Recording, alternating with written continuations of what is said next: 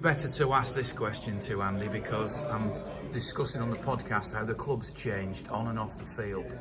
You were there at arguably the lowest point in City's history, and now you're witnessing the highest point in City's history.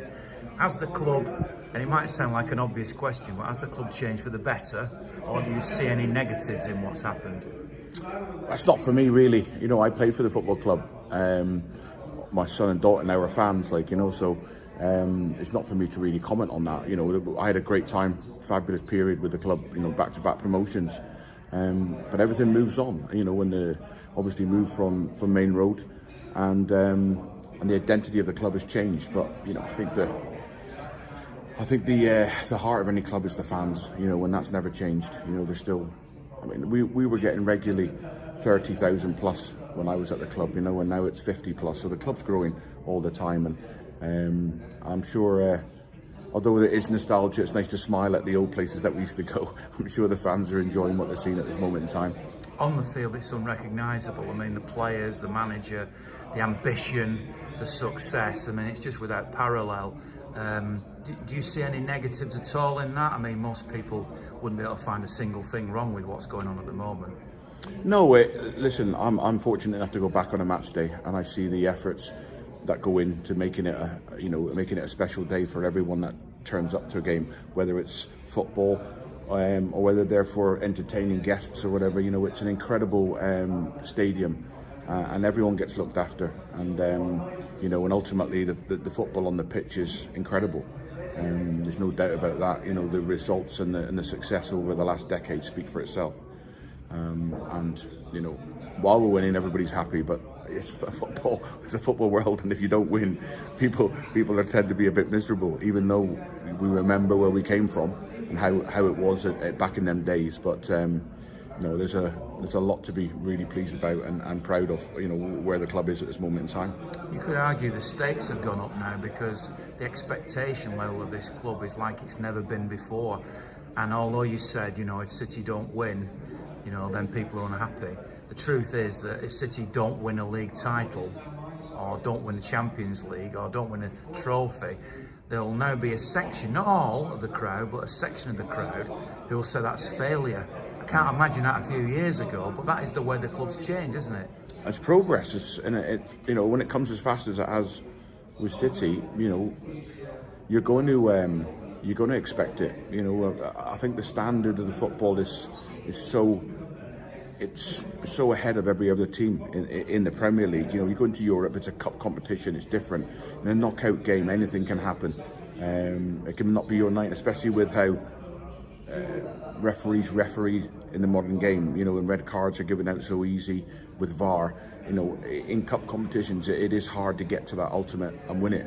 But in the league, I think the team have been untouchable. It was title, second title, and it's been an incredible period, and I don't think anybody could have ever imagined just where we are at this moment in time. And like you said, like I say, the expectations are so great now, but that comes with success, and the bar's been set so high now to keep going past that. When we got the 100 points and we did the treble, and it's like, how do you beat that?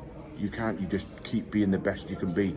You keep looking to improve. You look for little areas that you can master again to keep going further, because, like I say, that season, apart from the Champions League with 100 points, was incredible.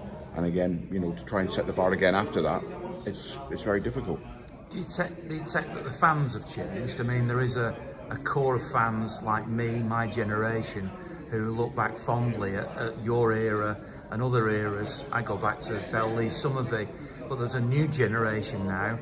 Some might call them glory hunters, who come along because of the modern success. And I just feel as if sometimes there's a little bit of split between two different sets of fans in our fan base. Do you detect that at all? I can't say I'm aware of it. Listen, if all you've known is success, then that's what you expect. And when you fall below that, it's hard to, if you weren't there in the tough times and you hadn't seen that period, then it's hard to reflect back to that and just realise how fortunate we are to have the club, have the owner, have the manager, the players. That's part and parcel of football. A new generation comes along, and they don't know the history completely of how tough things were only 2 or 3 decades ago, how just how difficult it was. But no, that's part of a club that's growing fast. You're going to get that. You're going to get new people come along continually as the success comes, and and if that's what all they've seen, then they're going to expect it again. And every year, having to match that's very difficult. Off the field, when you first joined City, they were a very, very different club. I don't know how you were treated as a player, how you came to the club and what that was like.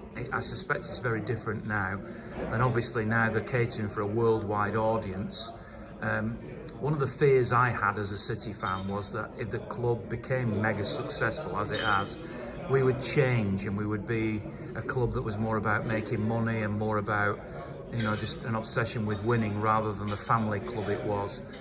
In your role as an ambassador and as an ex-player, do you see a difference in that regard? Is it a good thing, bad thing, or? I don't know. Like I say, I don't see any difference. I had a great period, fantastic period with the club. Like I said, with back-to-back promotions, and the club has grown ever since. And you can't stand in the way of progress. You can't stand still.